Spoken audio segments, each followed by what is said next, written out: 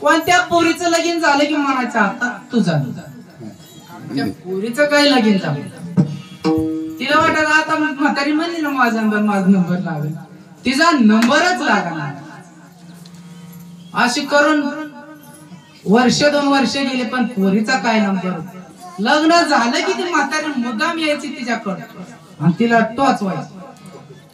म्हणायचे आता तुझं का त्या म्हातारीला वर माहिती झालं हिचं लग्न काय जमाना आणि तिला मोकारच खिजवून द्यायची मग ती पोरगी माझ्याकडे आली म्हणले महाराज काय करावं ती म्हातारी गप्पच बसत नाही कोणाचं लगीन झालं की म्हणते आता तुझा